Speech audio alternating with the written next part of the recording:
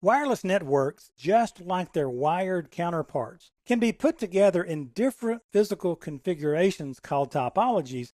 And in this video entitled Wireless Topologies, I'm going to go over the basics with you so you understand the possibilities here, and you will quickly see the kinds of wireless networks you've been working with. And then I would strongly suggest you do a little homework, go out there and read a little bit more about each of these topologies.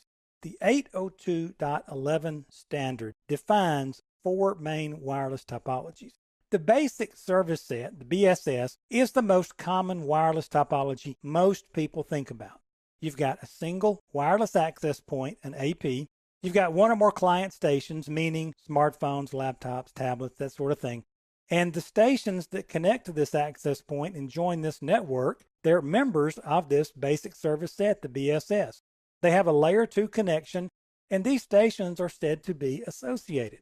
So when you go into your local coffee shop or whatever, and you connect, you're probably in a basic service set topology. They've got a wireless access point, and you join that network and you become associated with all the other folks in there. The extended service set, or the ESS, is just two or more basic service sets connected by what's called a distribution system medium, or a DSM. The DSM provides a connection or a communication between the access points, the APs. And all we're doing is extending the size of our wireless coverage. Now, ESS topologies usually have access points, APs, with partially overlapping coverage areas. This provides seamless roaming capabilities for the client stations. You will see these in large conference rooms, large lobbies, and that sort of thing. So that's an ESS. Now, an independent basic service set, an IBSS, is the wireless network version of a peer-to-peer network. There are no access points involved. Each client station connects directly to other client stations, and you'll also hear this called an ad hoc network. You can go out there into your operating system, go to your wireless NIC, and you can see how to do ad hoc settings, and you can connect directly to other computers who are on the same network ID with you. Now, Mesh Basic Service Set, the MBSS. This was added to the 802.11 2012 standard.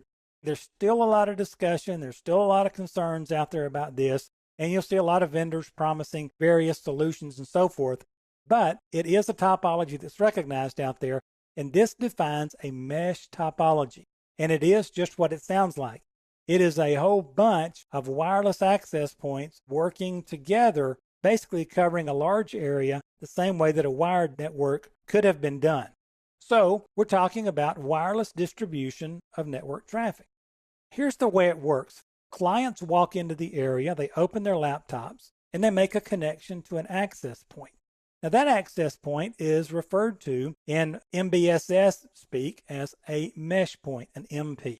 That's just an access point that allows clients to connect.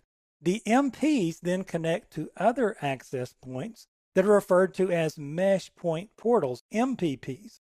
Now the MPPs connect to the wired network. So we have our wired network, then we have our MPPs that kind of stand between the wired network and the access points.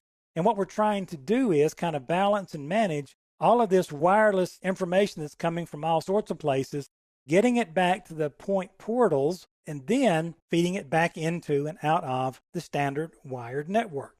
Mesh is kind of new. You don't see a whole lot of these, but again, take just a few moments, go out there and read about the various 802.11 wireless topologies. And if you ever get into a situation where your basic service set's not big enough, then you probably want to look at an extended service set and keep growing from there.